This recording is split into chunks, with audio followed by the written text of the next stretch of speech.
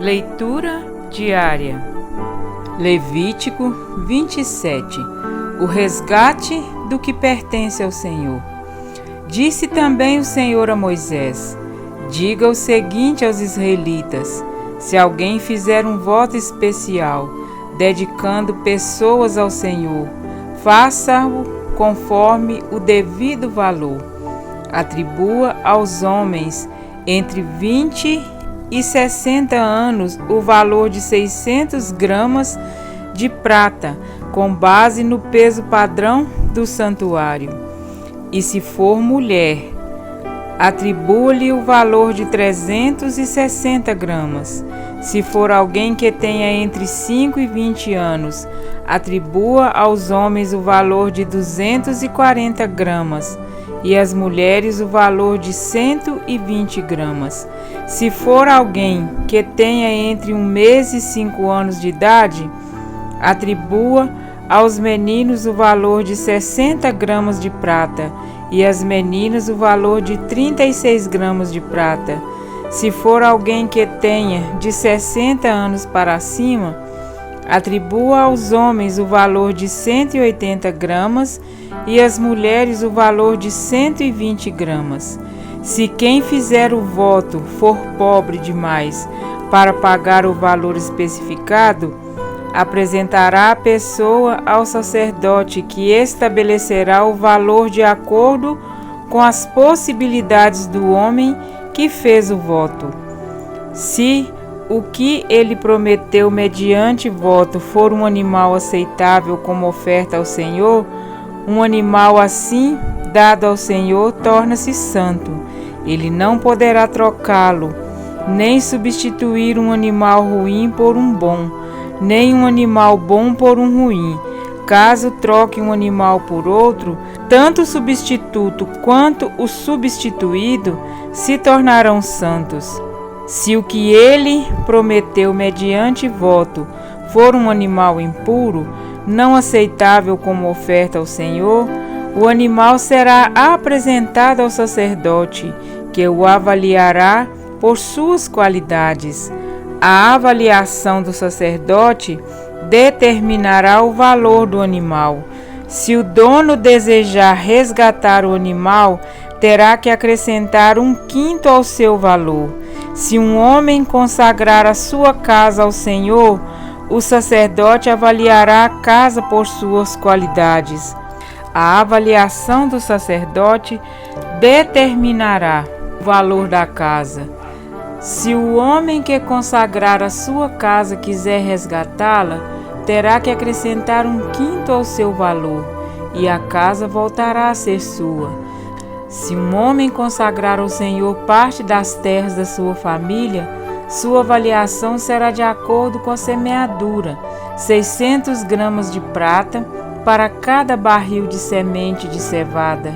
Se consagrar a sua terra durante o ano do jubileu, o valor será integral, mas se a consagrar depois do jubileu, o sacerdote calculará o valor de acordo com o número de anos que faltarem para o ano do jubileu seguinte, e o valor será reduzido. Se o homem que consagrar a sua terra desejar resgatá-la, terá que acrescentar 1/5 ao seu valor, e a terra voltará a ser sua. Mas, se não a resgatar, ou se a tiver vendido, não poderá mais ser resgatada.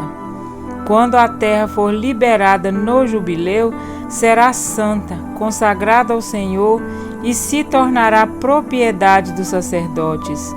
Se um homem consagrar ao Senhor terras que tenha comprado, terras que não fazem parte da propriedade da sua família, o sacerdote determinará o valor de acordo com o tempo que falta para o ano do jubileu. O homem pagará o valor no mesmo dia, consagrando-o ao Senhor. No ano do jubileu, as terras serão devolvidas àquele de quem ele as comprou. Todos os valores serão calculados com base no peso padrão do santuário, que são 12 gramas. Ninguém poderá consagrar a primeira cria de um animal, pois já pertence ao Senhor, seja cria de vaca, seja cria de cabra, seja de ovelha, pertence ao Senhor.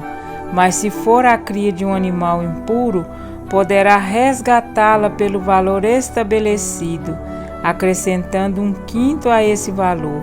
Se não for resgatada, será vendida pelo valor estabelecido. Todavia, nada que um homem possua e consagre ao Senhor, seja homem, seja animal, seja terras de sua propriedade, poderá ser vendido ou resgatado. Todas as coisas assim consagradas são santíssimas ao Senhor.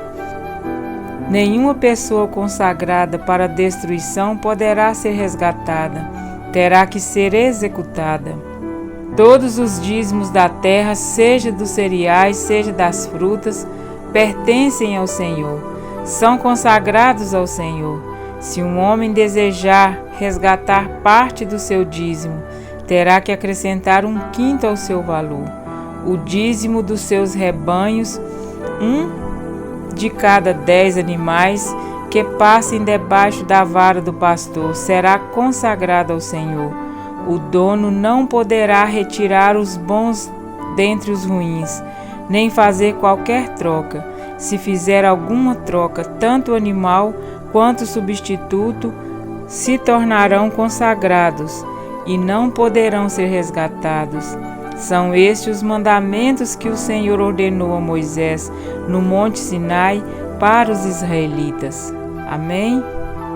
Para refletir. O nosso dízimo é santo.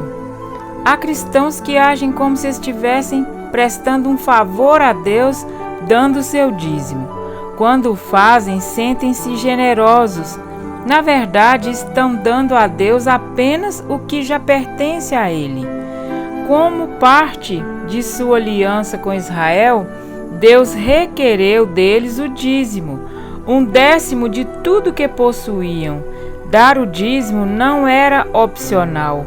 O dízimo era considerado santo e pertencia ao Senhor.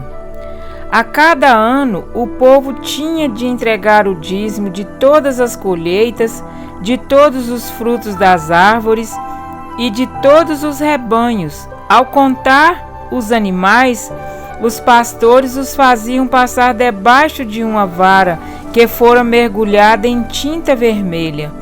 1 de cada 10 animais era tocado pela vara e entregue como dízimo aos levitas. É essencial que você compreenda por que o dízimo era tão importante para Deus e por que o seu dízimo é tão importante hoje. Como Criador dos céus e da terra, Ele não precisava de 1/10 do cereal, das frutas, do vinho ou dos animais de ninguém. Deus não precisa de nosso dinheiro. Tanto a prata quanto o ouro me pertencem, declara o Senhor dos Exércitos. Ageu 2:8. Deus quer que entreguemos o nosso dízimo como forma de honrá-lo e reconhecer que Ele é a nossa fonte de suprimento. Ele deseja usar o nosso dízimo como meio de suprir as nossas necessidades. Tudo pertence a Ele. Deus não exigia o dízimo como um ditador, não cobrava 1/10 de tudo que o seu povo possuía, apenas para provar a sua posição de poder. O principal propósito de Deus ao requerer o dízimo era que o seu povo reconhecesse como fonte de provisão e admitisse a sua dependência com relação a Ele. Queria que confiassem nele, que olhassem para Ele e acreditassem que Ele iria cumprir todas as promessas que fizera e suprir todas as necessidades deles.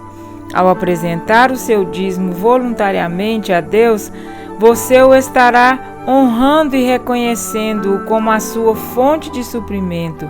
Se contribuir fielmente com o seu dízimo, você viverá sob um céu aberto e o fluxo das bênçãos de Deus sobre a sua vida será contínuo.